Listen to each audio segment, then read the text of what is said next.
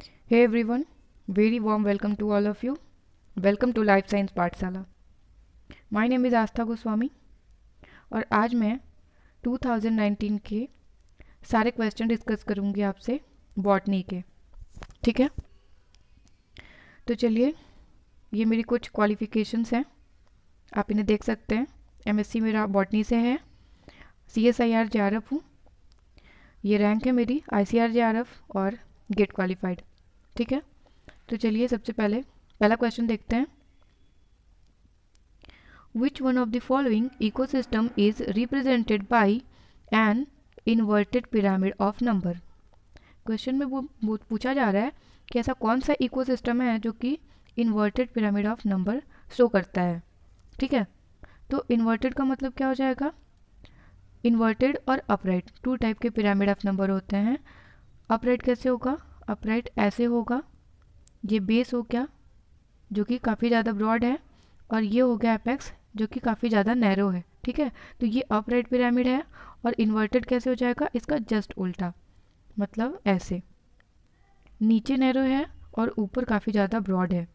ठीक है, तो अगर हम ट्रॉफिक लेवल के बारे में बात करें इस पिरामिड को कनेक्ट करके, तो ये जो नीचे है, ये जो बेस है, ये काफ़ी ज़्यादा ब्रॉड है. इसका मतलब यहाँ पे जो नंबर होगा वो काफ़ी ज़्यादा होगा, मैक्सिमम होगा, और जो सबसे कम नंबर होगा वो इस जगह पे होगा. ठीक है, तो हमें बताना है कि इन्वर्टेड पिरामिड ऑफ नंबर किस इकोसिस्टम का है, ग्रासलैंड का, डेजर्ट का, पॉन्ड का, या पैरासिटिक फॉरेस्ट का. तो जो ग्रासलैंड होता है उसमें ग्रासेस सबसे ज़्यादा होती हैं. ठीक है, तो ग्रास सबसे ज़्यादा होगी, उसके बाद उसको जो खाने वाले होंगे हर्बिसाइड, फिर उनका नंबर जो है ग्रास से कम होगा, फिर उनसे भी कम जो प्राइमरी कार्निवोर होंगे उनका नंबर होगा, फिर जो उनसे ऊपर होंगे सेकेंडरी कार्निवोर, उनका नंबर होगा. ठीक है, तो जो सबसे ज़्यादा नंबर होता है ग्रासेस का होता है, फिर हर्बिसाइड का होता है, एंड देन प्राइमरी कार्निवोर, और फिर सेकेंडरी कार्निवोर. तो इस वजह से जो ग्रासलैंड है वो upright pyramid of number show करता है. ठीक है, तो ग्रासलैंड नहीं होगा. फिर है पॉन्ड. पॉन्ड में क्या होता है? पॉन्ड में फाइटोप्लैंक्टॉन्स का नंबर सबसे ज़्यादा होता है. उसके बाद उससे थोड़ा कम जू प्लैंक्टॉन्स का नंबर होता है. ठीक है, फिर उससे ऊपर जब लेवल पे जाएंगे ट्रॉफिक लेवल पे, तो स्मॉल फिशेज होती हैं जो कि जू प्लैंक्टॉन्स को खाती हैं, तो उनका नंबर जू प्लैंक्टॉन से भी कम होता है.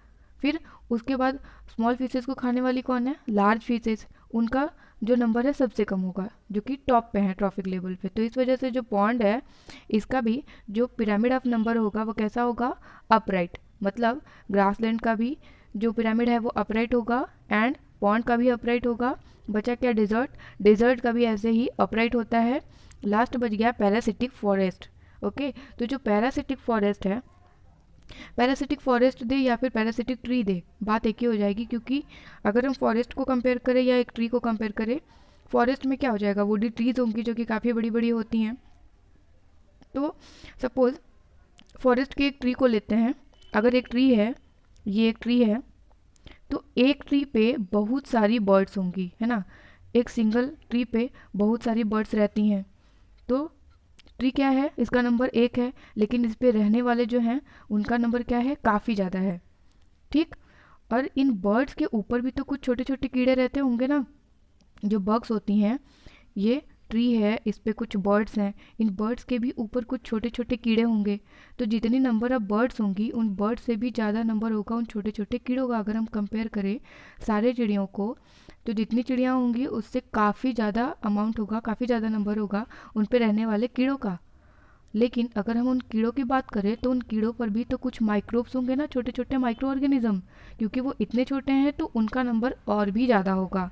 तो इस वजह से जो पैरासिटिक फॉरेस्ट होता है उसका नंबर कैसा हो जाता है? देखिए, इन्वर्टेड पिरामिड होगा. क्यों? क्योंकि ट्री एक ही है, लेकिन उस पर चिड़ियाँ कितनी हैं? ज़्यादा हैं. ठीक है, तो ऐसे जाएगा पिरामिड. एक ट्री है, नंबर सबसे कम है, यहाँ ट्री हो गया. उसके बाद उससे थोड़ा ज़्यादा नंबर है बर्ड्स का जो कि उस पर रह रही हैं, तो नंबर इधर बढ़ रहा है. उसके बाद उनसे थोड़ा ज़्यादा नंबर होगा उन पे जो कीड़े रहते हैं, चिड़ियों के ऊपर जो बग्स रहते हैं, कीड़े होते हैं, इंसेक्ट, उनका. लेकिन सबसे ज़्यादा नंबर किसका होगा? जो छोटे छोटे माइक्रो ऑर्गेनिजम्स होंगी उन कीड़ों पे, उनके. तो इस वजह से जो नंबर ऑफ जो पिरामिड ऑफ नंबर होगा पैरासिटिक फॉरेस्ट का वो इन्वर्टेड बनेगा. ठीक है, तो इस वजह से क्वेश्चन नंबर 1 का जो राइट आंसर होगा वो डी होगा। पैरासिटिक फॉरेस्ट जो है वो inverted pyramid of number show करता है। ठीक है, अगला क्वेश्चन क्या है, rapids are deposits of. Rapids क्या होते हैं, रैपिड्स प्लांट में पाए जाते हैं और ये डिपोजिशन है किसका, ऑप्शन देखिए, calcium oxalate, calcium carbonate, silica bodies and protein bodies. तो जो रैपिड्स होते हैं ये कैल्शियम ऑक्जिलेट का डिपोजिशन होते हैं, मतलब कैल्शियम ऑक्जिलेट एक जगह इकट्ठा होते हैं और फिर एक रॉड शेप्ड स्ट्रक्चर बनाते हैं जिसको रैपिड्स बोला जाता है। ठीक है, ये प्लांट्स में प्रेजेंट होते हैं। ठीक है, तो राइट आंसर क्या होगा इसका, ए, कैल्शियम ऑक्जिलेट। अगला क्वेश्चन देखिए, which one of the following families so bicollateral vascular bundle in the transverse section of the stem. Bicollateral vascular bundle क्या होता है, वैस्कुलर बंडल जिसमें जाइलम एंड फ्लोएम प्रेजेंट हो। ठीक है, तो सपोज ये वैस्कुलर बंडल है, अभी क्या होगा, बाइकोलेटरल वैस्कुलर बंडल में क्या होता है, बीच में जाइलम होता है, ये बीच में जाइलम हो गया और इधर भी फ्लोएम और इधर भी फ्लोएम। ठीक है, अगर बीच में जाइलम प्रेजेंट हो और उसके दोनों तरफ फ्लोएम प्रेजेंट हो तो इस तरीके का जो वैस्कुलर बंडल होता है उसको बोला जाता है बाइकोलेटरल वैस्कुलर बंडल। और ये किस फैमिली का कैरेक्टर है, रूटेसी का, रूटेसी का नहीं होता है, एस्टरेसी, एस्टरेसी का भी नहीं होता है, कुकुरबिटेसी, यस, कुकुरबिटेसी फैमिली में बाइकोलेटरल वैस्कुलर बंडल देखने को मिलता है। ठीक है, ये क्वेश्चन ICMR में भी पूछा जा चुका है, सेम क्वेश्चन, और गेट में भी पूछा गया है। तो आप ये याद रखिएगा कि बाइकोलेटरल वैस्कुलर बंडल जो कैरेक्टर है ये कुकुरबिटेसी फैमिली का है, उसके स्टेम में पाया जाता है। ठीक है, अगला क्वेश्चन देखिए, arbuscules are highly branched structure formed by. Arbuscules जो होते हैं ये हाईली ब्रांच स्ट्रक्चर है, मतलब काफ़ी ज़्यादा ब्रांच्ड होते हैं, है ना। तो हमें बताना है कि ये किस चीज़ से बने होते हैं, कैसे बनते हैं। पहला है एक्टोमाइकोराइजी, सेकंड है एंडोमाइकोराइजी, थर्ड एल्बिटॉइड माइकोराइजी एंड फोर्थ है मोनोट्रोपॉइड माइकोराइजी, है ना। तो एक्टोमाइकोराइजी क्या होते हैं, एक्टो मीन्स होता है outside, myco means fungus and rhizae मतलब रूट। तो जो रूट के, जो प्लांट रूट है उसके बाहर जो फंगस होंगे, जो फंजाई जो एसोसिएट करके रूट के बाहर रखेंगे उसको बोला जाएगा एक्टोमाइकोराइजी। जैसे मशरूम हो गया, ये क्या करता है, अपनी हाइफी को कनेक्ट करके रखता है प्लांट के रूट से। ठीक है, तो ये जो मशरूम होगा वो एक्टोमाइकोराइजा हो जाएगा। सेकंड है एंडोमाइकोराइजा, एंडो मीन्स होता है inside, myco means fungus and rhiza मतलब रूट। तो जो प्लांट के रूट, जो प्लांट की जो रूट्स होती हैं, रूट्स के जो सेल्स होते हैं, सेल्स के अंदर अगर कोई फंगस रहता है तो उसको बोलेंगे एंडोमाइकोराइजा। ठीक है, तो जो अर्बस्क्यूल्स होते हैं ये हाईली ब्रांच स्ट्रक्चर तो होता है लेकिन ये बना किससे होता है, एंडोमाइकोराइजा से। ठीक है, तो राइट आंसर क्या हो जाएगा, एंडोमाइकोराइजा। ठीक है, अर्बस्क्यूल्स एंडोमाइकोराइजा से बने होते हैं। अगला क्वेश्चन क्या है, which one of the following combination of polysaccharide is present in plant cell wall. Plant की जो सेल वॉल होती है उसमें कौन कौन से पॉलीसेकेराइड्स प्रेजेंट होते हैं। ठीक है, ऑप्शन क्या है, only cellulose, hemicellulose, fibrin. Cellulose तो पॉलीसेकेराइड से बना होता है, हेमीसेलुलोज भी बना होता है, बट फाइब्रिन क्या है, ये एक प्रोटीन है, ये पॉलीसेकेराइड नहीं है। तो पहला ऑप्शन क्या है, गलत है।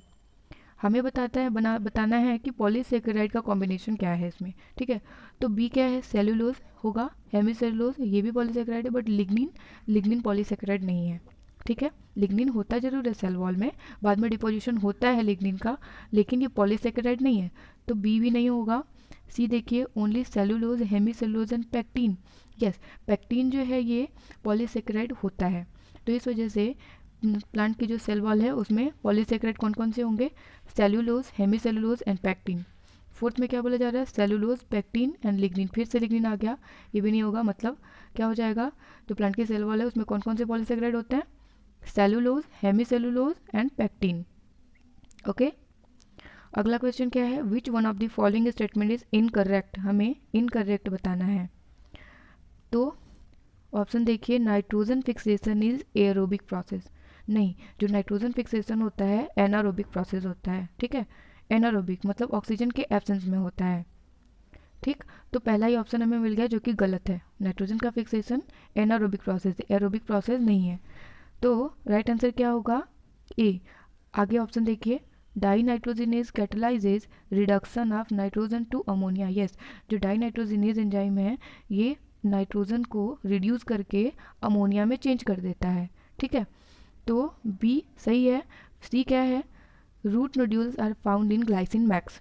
ग्लाइसिन मैक्स सोयाबीन का बोटानिकल नेम है, तो रूट नोड्यूल्स जो है ग्लाइसिन मैक्स, क्योंकि ये लेग्यूम प्लांट है और लेग्यूम प्लांट में रूट नोड्यूल बनता है और रूट नोड्यूल के अंदर ही नाइट्रोजन फिक्सेशन होता है। ठीक है, तो ये थर्ड वाला जो ऑप्शन है ये भी करेक्ट स्टेटमेंट है और हमें बताना है इनकरेक्ट, जो कि हमें मिल चुका है कि नाइट्रोजन फिक्सेशन एरोबिक प्रोसेस नहीं होता है, इस वजह से ये गलत है ए।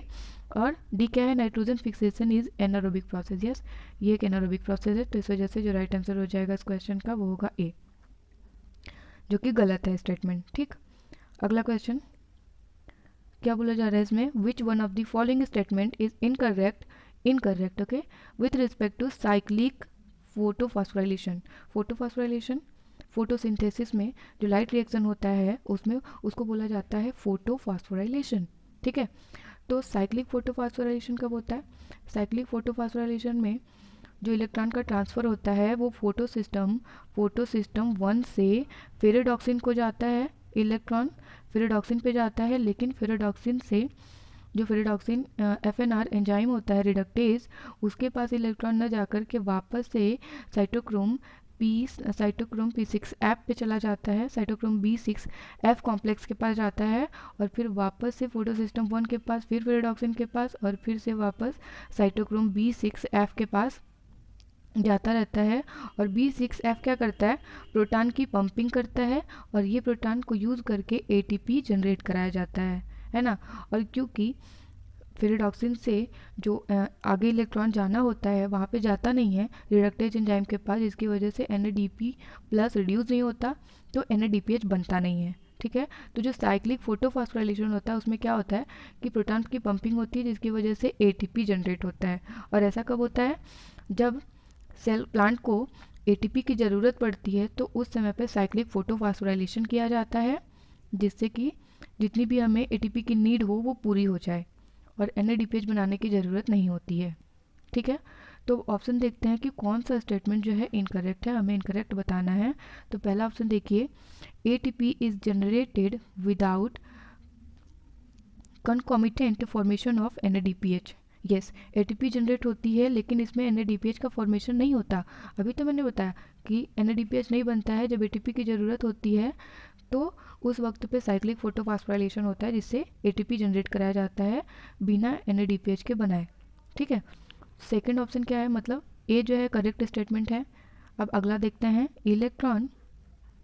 Electron flow from photosystem 1 to cytochrome B6F complex. Yes, photosystem 1 से साइटोक्रोम B6F कॉम्प्लेक्स पे जाता है और वापस से फिर से फोटोसिस्टम 1 पे ही आ जाता है। ठीक है, तो ये भी करेक्ट स्टेटमेंट है। फिर थर्ड क्या है, photosystem second does not participate in cyclic photophosphorylation. ये भी स्टेटमेंट बिल्कुल सही है, फोटोसिस्टम सेकंड का कोई भी पार्टिसिपेशन नहीं होता है, केवल फोटोसिस्टम 1 रोल प्ले कर रहा होता है। फिर डी है, cyclic photophosphorylation occur when NADP plus NADPH ratio is high. नहीं, जो साइक्लिक फोटोफॉस्फोराइलेशन होता है इसका रिलेशन केवल ATP से है। जब ATP की ज़रूरत पड़ती है तभी ये प्रोसेस होता है, NADPH से इसका कोई रिलेशन नहीं है।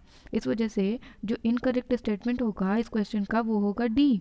ठीक है, क्योंकि NADP प्लस NADPH के रेशियो का हाई या लो होने से कोई यहाँ पे कनेक्शन नहीं है इस प्रोसेस में। ठीक है, तो राइट आंसर हो जाएगा डी। अगला क्वेश्चन देखिए,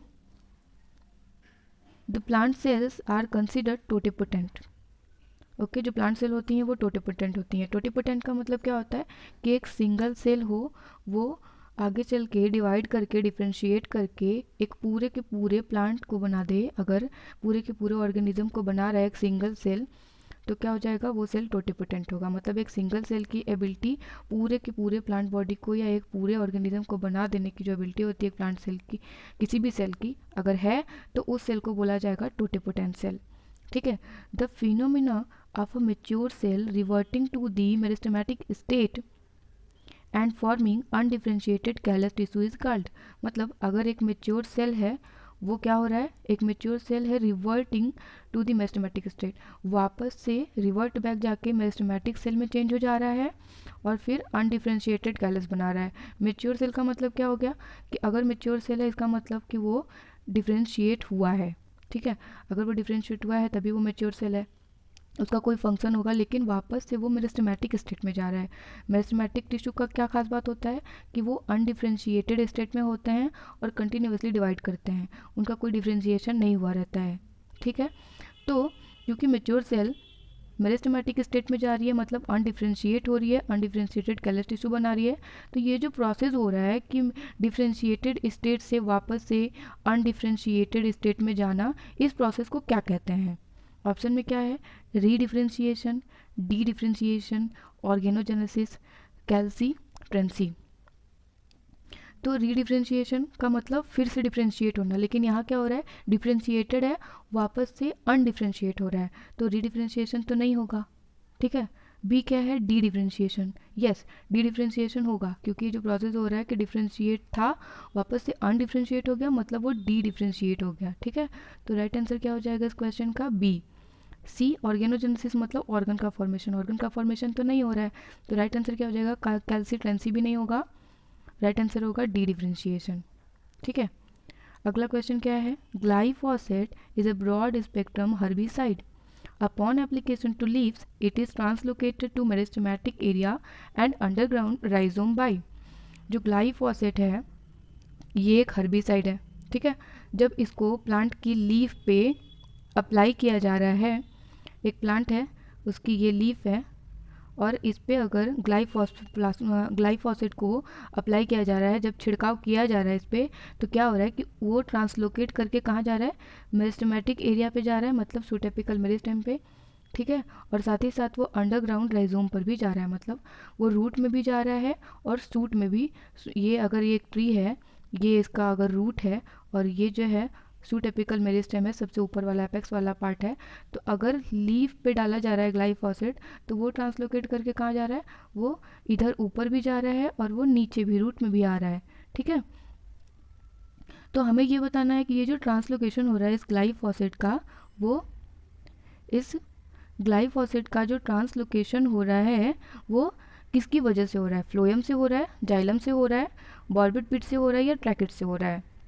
तो जाइलम, अगर जाइलम की बात करें तो जाइलम जो है यूनिडायरेक्शनल मूवमेंट करता है, ये रूट से शूट की तरफ मूवमेंट करता है, ठीक है। ये नीचे से ऊपर की तरफ जाता है, केवल यूनिडायरेक्शनल मूवमेंट करता है। बॉर्बिड पीट एंड ट्रैकेट्स भी इसी के टाइप हैं, जाइलम के ही। तो क्या मतलब, क्योंकि यहाँ पे जो ग्लाइफोसेट का मूवमेंट है वो शूट में भी हो रहा है और रूट में भी हो रहा है, तो जाइलम तो करेगा ही नहीं क्योंकि वो यूनिडायरेक्शनल मूवमेंट करता है, केवल रूट टू शूट। तो ना तो बी होगा, ना सी होगा और ना ही डी होगा। तो जो राइट आंसर हो जाएगा इसका फ्लोएम होगा, क्योंकि फ्लोएम की अच्छी बात ये होती है कि वो शूट में भी मूवमेंट कराता है और रूट में भी मूवमेंट कराता है, ठीक है। अगर लीफ में फूड बना तो वो रूट में भी लेके आएगा और ऊपर शूट में भी लेके जाएगा। तो इस वजह से जो ग्लाइफोसेट का ट्रांसलोकेशन कराता है वो फ्लोएम कराता है, ठीक है। क्लियर। नेक्स्ट क्वेश्चन देखिए, if a species has 2n is equal to 16 chromosome. The number of chromosome per cell in a double monosomic individual would be. तो अगर एक इंडिविजुअल है जो कि डिप्लॉयड है, उसमें जो 2n है इज इक्वल टू क्या होगा, 16 क्रोमोसोम। डिप्लॉयड कंडीशन में एक इंडिविजुअल है और उसमें जो टोटल नंबर ऑफ क्रोमोसोम है वो है 16। और अगर उसमें डबल मोनोजोमिक हो रहा है, जो अगर डबल मोनोजोमिक कंडीशन उसमें देखने को मिल रही है, तो उसमें नंबर ऑफ क्रोमोसोम कितने होंगे। अगर मैं मोनोजोमिक का फॉर्मूला आपको बताऊं तो मोनोजोमिक क्या होता है, 2n-1, ये मोनोजोमिक है। 2n मतलब 2n जो टोटल नंबर ऑफ क्रोमोसोम होगा किसी इंडिविजुअल में, सपोज ये 16 है, तो अगर हम 16-1 कर दें तो क्या हो जाएगा, 15 आ जाएगा, है ना। 15 आ गया तो 15 जो होगा ये मोनोजोमिक हो जाएगा। बट हमें क्या बताना है, डबल मोनोजोमिक इंडिविजुअल के बारे में बताना है कि डबल मोनोजोमिक में नंबर ऑफ क्रोमोसोम कितने होंगे, नंबर ऑफ क्रोमोसोम पर सेल कितने होंगे डबल मोनोजोमिक में। तो मोनोजोमिक का फॉर्मूला था 2n-1, डबल मोनोजोमिक का फॉर्मूला क्या होता है, 2n-1-1, ये डबल मोनोजोमिक का फॉर्मूला है। तो 2n क्या हो जाएगा, 16 -1 कितना हो गया 15। अब इससे -1 कर लिया तो कितना हो जाएगा 14। तो डबल मोनोसोमिक में क्रोमोसोम का नंबर कितना हो जाएगा 14। ठीक है, क्लियर। तो इस क्वेश्चन का राइट आंसर क्या होगा 14 क्रोमोसोम। अगर डबल मोनोसोमी होता है तो नंबर ऑफ क्रोमोसोम हो जाएंगे 14। ठीक है, नेक्स्ट क्वेश्चन देखते हैं। Rubisco catalyse conversion of ribulose 1,5 बिस फास्फेट 2। जो रुबिस्को है ये एक एंजाइम है, ठीक है, प्लांट में पाया जाता है रुबिस्को, और ये कन्वर्जन करता है किसका, रिबुलोज 1,5 बिस फास्फेट, जिसको RUBP बोलते हैं। ठीक है, RUBP शॉर्ट में इसको बोलते हैं। ठीक है, तो ये रुबिस्को क्या करता है, इसका कन्वर्जन करता है। हमें बताना है कि किन मॉलिक्यूल्स में इसका कन्वर्जन ये एंजाइम करता है। तो सबसे पहले मैं बता दूं कि रुबिस्को के पास 2 एक्टिविटी होती है। डिपेंड करता है कि कब इसको कौन सा कंडीशन मिल रहा है, उसके हिसाब से ये अपने दोनों में से एक एक्टिविटी को परफॉर्म करता है। रुबिस्को जो है इसके पास कार्बोक्सिलेज एक्टिविटी भी होती है और ऑक्सीजनेज एक्टिविटी भी होती है। मतलब जब कार्बन डाइऑक्साइड ज़्यादा होगा तब ये कार्बोक्सिलेज एक्टिविटी परफॉर्म करेगा। बट अगर इसको ऑक्सीजन का कॉन्सेंट्रेशन ज़्यादा मिलता है as compare to carbon dioxide के, तब ये ऑक्सीजनेस एक्टिविटी परफॉर्म करेगा। ठीक है, तो रुबिस्को के पास 2 एक्टिविटी है, एक कार्बोक्सिलेशन की, ठीक है, और दूसरा है ऑक्सीजनेशन की। ठीक है, तो यहाँ पे बोला जा रहा है कि जो रुबिस्को एंजाइम है वो इस RUBP को किन मॉलिक्यूल्स में चेंज कर रहा है। तो पहला ऑप्शन क्या है, 2 molecule of stable three phosphoglycerate. Rubisco enzyme C3 cycle में भी काम करता है और साथ ही फोटो रेस्पिरेशन में भी काम करता है। जब कार्बन डाइऑक्साइड का कॉन्सेंट्रेशन ज़्यादा होगा तब ये C3 साइकिल में काम करेगा, और अगर ऑक्सीजन का कॉन्सेंट्रेशन ज़्यादा होता है तब ये फोटो रेस्पिरेशन करने लगेगा। ठीक है, तो P में बोला जा रहा है कि 2 molecule of stable three phosphoglycerate. Yes, जब कार्बन डाइऑक्साइड ज़्यादा होगा तो C3 साइकिल चलेगी, और जब C3 साइकिल चलेगी तो उसमें जो पहला स्टेबल प्रोडक्ट बनता है वो होता है 3-फॉस्फोग्लिसरेट। तो P ऑप्शन एकदम सही है, करेक्ट स्टेटमेंट है कि ये क्या करेगा, इसका कन्वर्जन 3-फॉस्फोग्लिसरेट में करेगा। यस, P जो है करेक्ट स्टेटमेंट है। अगला स्टेटमेंट देखते हैं, उससे पहले ऑप्शन देख लेते हैं कि करेक्ट कॉम्बिनेशन बताना है कौन सा है। तो क्योंकि P करेक्ट है तो A में देखिए P है, मतलब ये हो सकता है, B में नहीं है मतलब B नहीं होगा, और C में है मतलब C भी हो सकता है, और D में नहीं है मतलब D नहीं होगा। तो या तो होगा हमारा A या तो C। अब अगला स्टेटमेंट देखते हैं, क्लियर हो जाएगा कि राइट आंसर कौन सा होगा। क्यों बोल रहा है 1 molecule of three phosphoglycerate and 1 molecule of phosphoglycolate. ये जो RUBP होता है ये 5 कार्बन का कंपाउंड है। ठीक है, जब कार्बोक्सिलेशन होता है तो एक कार्बन इससे जुड़ जाता है तो 6 कार्बन हो गए। तो इस वजह से ये 2 मॉलिक्यूल बना पाता है 3-फॉस्फोग्लिसरेट के, क्योंकि 3-फॉस्फोग्लिसरेट 3 कार्बन का होता है। लेकिन जब ऑक्सीजनेज एक्टिविटी करेगा तो क्या होगा, केवल 5 ही कार्बन होंगे। तब ये क्या बनाएगा, 1 मॉलिक्यूल ऑफ 3-फॉस्फोग्लिसरेट जो कि 3 कार्बन का है, और 1 मॉलिक्यूल ऑफ फॉस्फोग्लाइकोलेट जो कि 2 कार्बन का है। ठीक है, तो क्यू भी बिल्कुल सही स्टेटमेंट है। जब फोटो रेस्पिरेशन होगा तो एक मॉलिक्यूल बनेगा 3-फॉस्फोग्लिसरेट का और एक बनेगा फॉस्फोग्लाइकोलेट का। ओके, तो P भी सही है और Q भी सही है। तो हमारे पास ऑप्शन क्या था, C था और A था। A में A, P और S है, इसका मतलब ये नहीं होगा, तो राइट आंसर क्या हो जाएगा C। ओके, अगला स्टेटमेंट क्या बोला जा रहा है, R क्या है ये भी देख लेते हैं। 1 मॉलिक्यूल ऑफ राइबुलोज 5-फास्फेट, मतलब कि यहाँ पे था रिबुलोज 1,5 बिस फास्फेट, मतलब 2 फास्फेट थे इसके पास, और यहाँ पे बोला जा रहा है कि कन्वर्जन हुआ तो ये राइबुलोज 5 फास्फेट बना लिया, मतलब एक फास्फेट रिमूव हो गया। तो मैंने क्या बताया कि इसके पास कार्बोक्सिलेज और ऑक्सीजनेज एक्टिविटी है, फास्फेटेज एक्टिविटी नहीं होती कि एक फास्फेट को रिमूव कर दे। तो इस वजह से आर भी गलत हो जाएगा, और एस में बोला जा रहा है कि 1 मॉलिक्यूल ऑफ राइबोज 5-फास्फेट। रिबुलोज से राइबोज बनना मतलब आइसोमरेज एक्टिविटी। रिबुलोज और राइबोज एक दूसरे के आइसोमर्स हैं, तो आइसोमरेज एक्टिविटी भी इसके पास नहीं होती है, इस वजह से एस भी गलत है। तो राइट आंसर क्या होगा, पी और क्यू।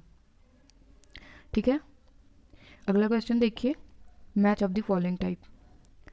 ग्रुप 1 में क्या है, यूबिक्वाइटिन, कलर चेंज कर लेती हूँ,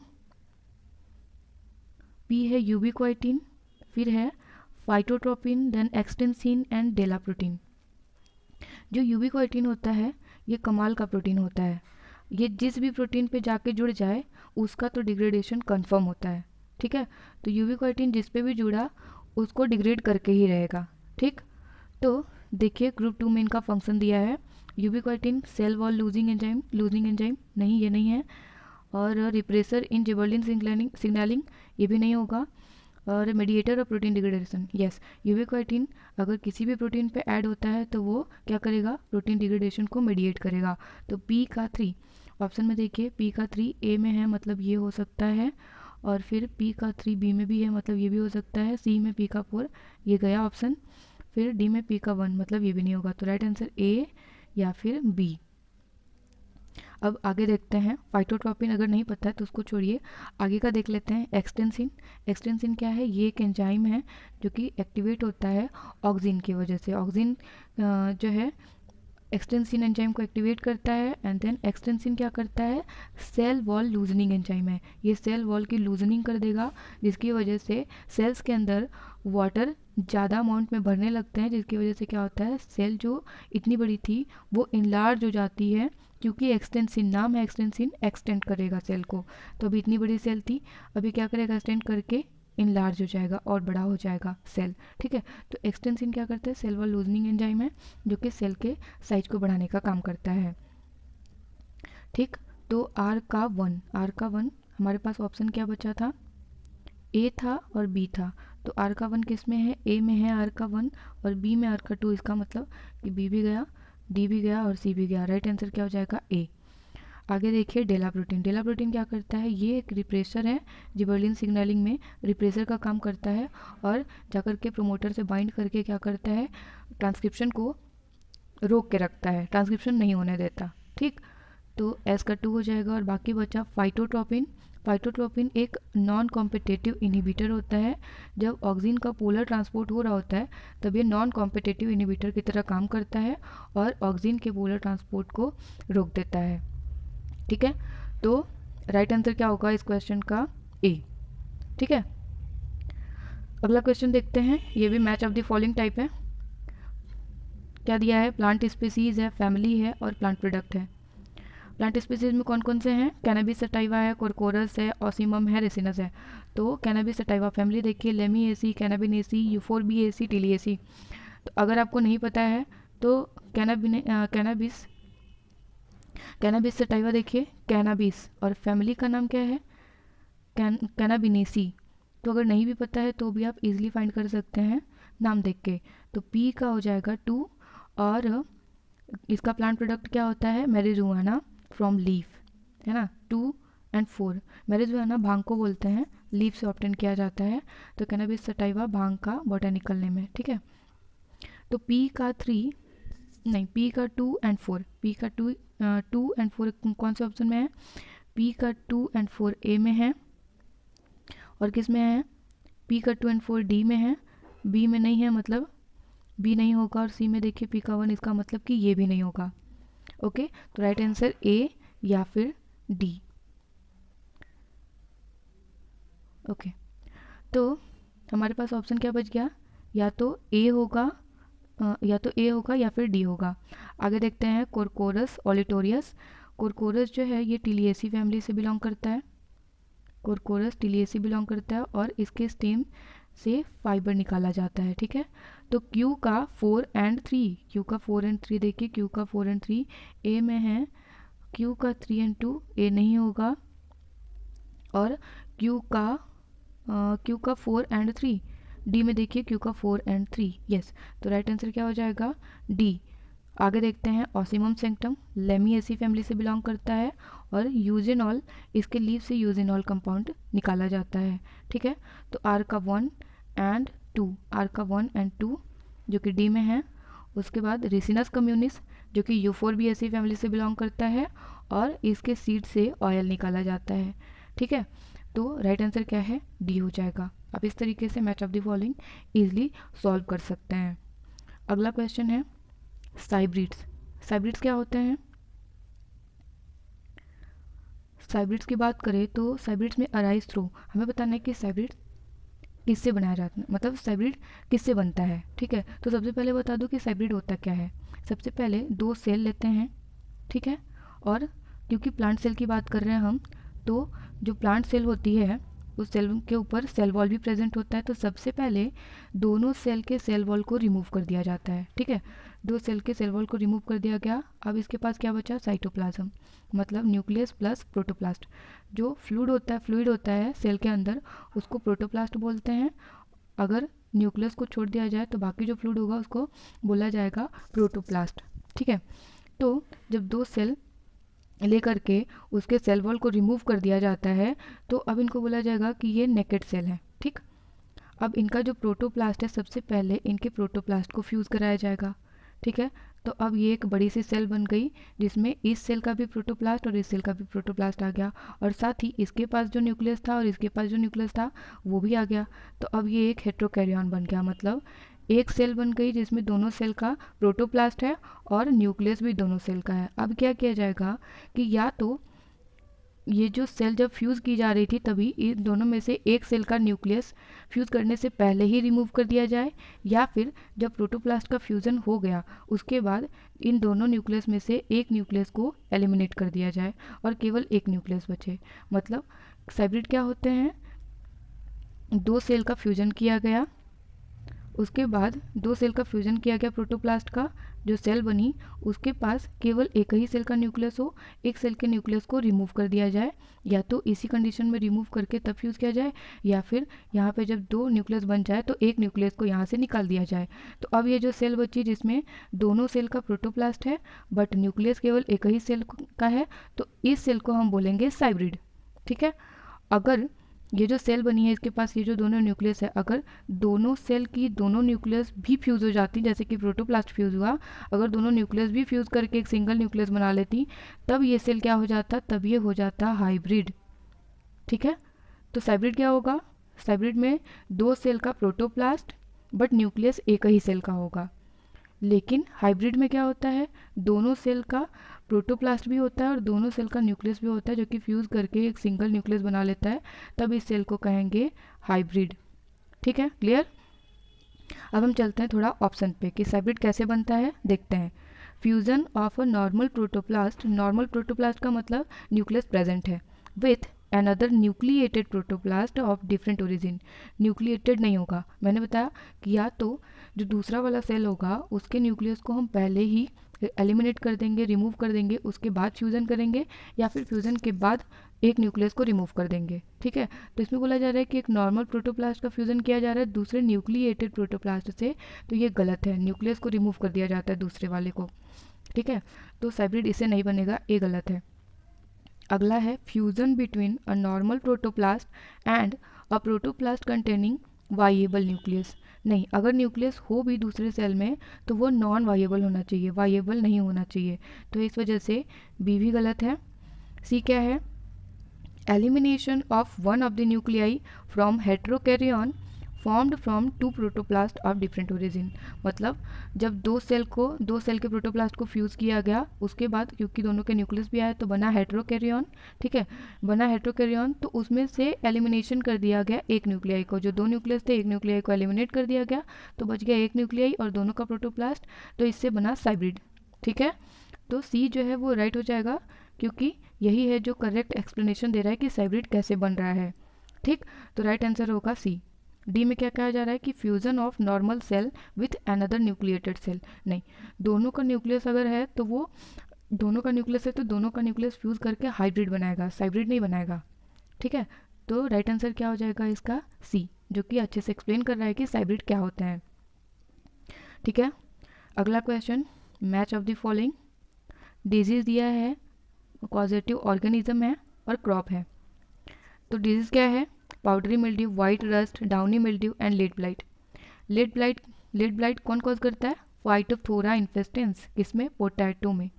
तो एस का 2 और 3, एस का 2 और 3 किस में है, एस का 4 2, ए नहीं होगा, एस का 2 और 3, एस का 2 और 3 देखना है ना, एस का 2 और 3, यस, एस का 2 और 3 सी में है, ये हो सकता है, एस का 2 और 3 बी में है तो ये भी हो सकता है, और डी में एस का 4 1, मतलब डी भी नहीं होगा। तो राइट आंसर क्या हो सकता है, सी और बी। आगे देखते हैं डाउनी मिल्ड्यू। डाउनी मिल्ड्यू देखने से पहले आप वाइट रस्ट देखिए। डाउनी मिल्ड्यू अगर नहीं पता तो वाइट रस्ट देखते हैं। White rust Albugo Candida cause करता है, किसमें, मस्टर्ड में, क्रूसीफर में। ठीक है, तो क्यू का हो जाएगा एल्बिगो कैंडिडा, क्यू का 1 एंड 4, क्यू का 1 एंड 4। सी में क्यू का 1 एंड 2 है, मतलब सी नहीं होगा, बच गया बी, क्यू का 1 एंड 4। तो क्या हो जाएगा, क्यू का 1 एंड 4, तो राइट आंसर हो जाएगा हमारा बी। उसके बाद powdery mildew. Powdery mildew Erysiphe ओरोनिटी कॉज करता है। ठीक है, एरिसिव ओरोनिटी किसमें, टोमेटो में। पी का 3 एंड 2, पी का 3 एंड 2 यस बी में है। उसके बाद डाउनी मिल्ड्यू। डाउनी मिल्ड्यू जो है पेरोनो स्क्लेरोपोरा कॉज करता है, किसमें, कॉर्न में। तो इस वजह से राइट आंसर होगा हमारा बी। ठीक है, अगला क्वेश्चन, ये भी मैच ऑफ द फॉलोइंग है। इसमें क्या बोला जा रहा है, ग्रुप 1 में देखिए क्या दिया है, फास्फोलाइपेज सी जो कि एंजाइम है, इनोसिटॉल ट्राइफॉस्फेट जिसको IP3 बोला जा रहा है, IP3, एंड फिर है डाई एसिल ग्लिसरॉल जिसको डैग बोलते हैं, फिर है फास्फेटिडिक एसिड। और इस जो ग्रुप 2 है इस कॉलम में ये जो चारों ग्रुप 1 में है इनके फंक्शन दिए हुए हैं। तो चलिए एक एक करके मैच करते हैं। फास्फोलाइपेज सी एक एंजाइम है जो कि क्या करता है, PIP2 को हाइड्रोलाइज करता है।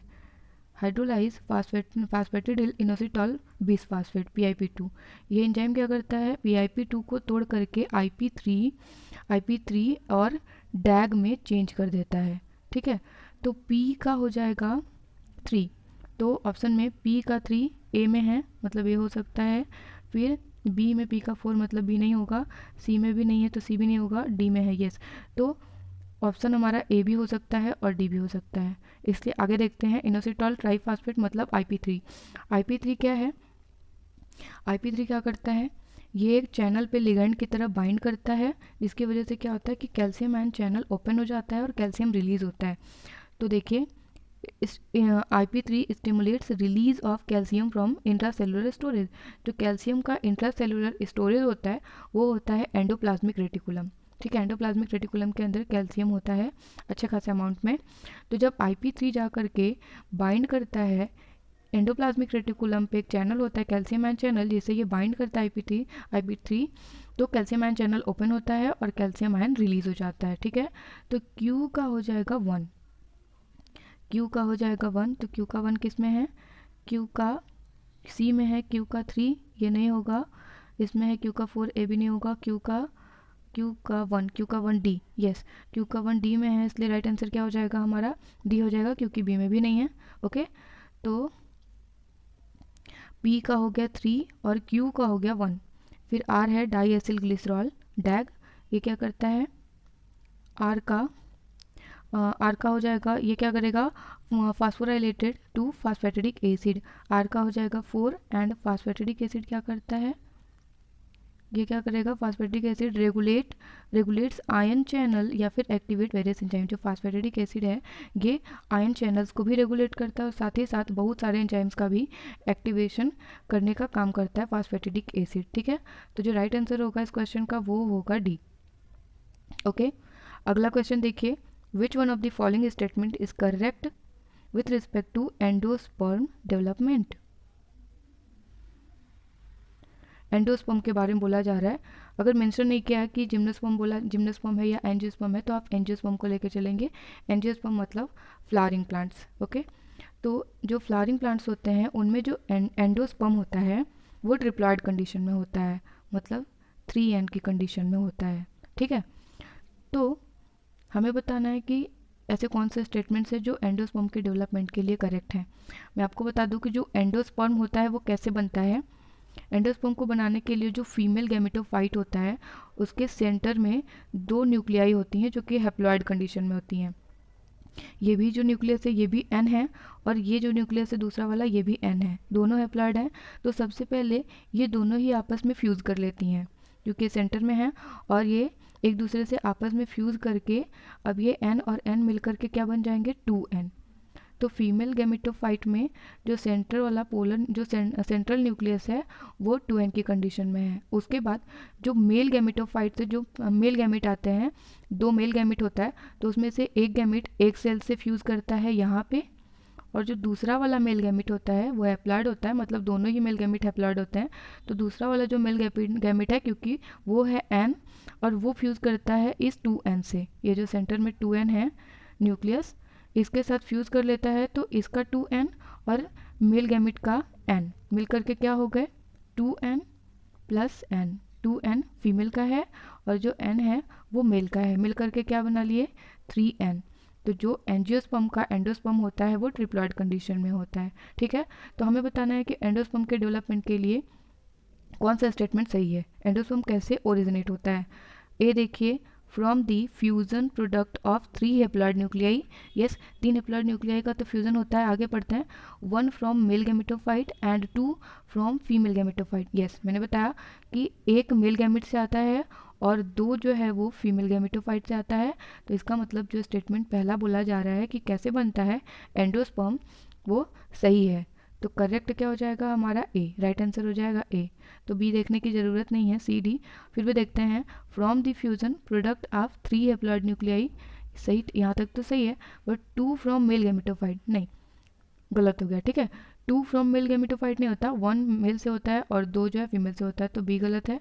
सी में क्या है, from the fusion product of 2 haploid nuclei, 2 नहीं 3 होता है, तो ये भी गलत हो गया। फिर by the phenomena called apomixis, नहीं, एपोमिक्सिस से नहीं होता है, तो जो राइट आंसर हो जाएगा इस क्वेश्चन का वो होगा ए। ओके, अगला क्वेश्चन देखते हैं।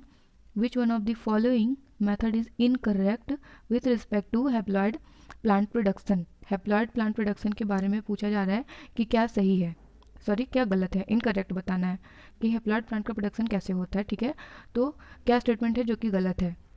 तो पहला ऑप्शन क्या है, from an unfertilized egg cell. Egg cell haploid condition में होगा, जब तक फर्टिलाइजेशन नहीं हुआ है वो हैप्लॉइड कंडीशन में होगा, मतलब एन के फॉर्म में होगा। ठीक है, तो अगर वो अनफर्टिलाइज्ड है तो वो हैप्लॉइड कंडीशन में है, तो अगर हम अनफर्टिलाइज्ड एग सेल से कोई प्लांट बनाते हैं तो वो हैप्लॉइड ही होगा, है ना। तो हम अनफर्टिलाइज्ड एग सेल से हैप्लॉइड प्लांट बना सकते हैं। इस वजह से जो ए स्टेटमेंट है वो करेक्ट होगा, इनकरेक्ट नहीं। तो ये ऑप्शन हमारा नहीं होगा, हमें इनकरेक्ट बताना है with respect to haploid plant production. B देखिए, बी क्या है, फ्रॉम न्यूसेलर टिश्यू। जो फीमेल गैमेटोफाइट होता है उसमें जो न्यूसेलस होता है वो 2n की कंडीशन में होता है, मतलब जो न्यूसेलस है वो डिप्लॉयड होता है, हैप्लॉइड नहीं होता। तो अगर हम न्यूसेलर टिश्यू से प्लांट का प्रोडक्शन करना चाहें तो वो डिप्लॉयड होगा, हैप्लॉइड प्लांट का प्रोडक्शन नहीं हो पाएगा न्यूसेलर टिश्यू से। इस वजह से हमें जो राइट आंसर है वो मिल गया, जो कि है बी, क्योंकि हमें इनकरेक्ट स्टेटमेंट बताना है। ठीक है, राइट आंसर है B, sorry right answer B होगा। उसके बाद तीसरा क्या है, आइसोलेटेड पॉलन कल्चर। अगर हम पॉलन को यूज़ करते हैं प्लांट बनाने के लिए तो वो हैप्लॉइड होगा, क्योंकि फ्यूज़न नहीं हुआ, फर्टिलाइजेशन नहीं हुआ, तो पॉलन जो है हैप्लॉइड होता है। तो पॉलन कल्चर से हैप्लॉइड प्लांट बनता है। फिर है by distant hybridization followed by selective elimination of chromosome of one of the parent. अगर हाइब्रिडाइजेशन किया भी जाए लेकिन अगर सेलेक्टिव एलिमिनेशन क्रोमोजोम का कर दिया जाए एक पेरेंट का, तो वो हैप्लॉइड ही प्लांट बना सकता है। ठीक है, हैप्लॉइड प्लांट का प्रोडक्शन कर सकता है। तो इस वजह से इनकरेक्ट स्टेटमेंट इस क्वेश्चन का कौन सा हो जाएगा, बी। ओके, तो ये थे कुछ previous year question. Thank you so much guys for watching this. अपने अगले वीडियो में मैं कुछ और क्वेश्चन डिस्कस करूँगी। Till then, bye bye, take care and keep learning.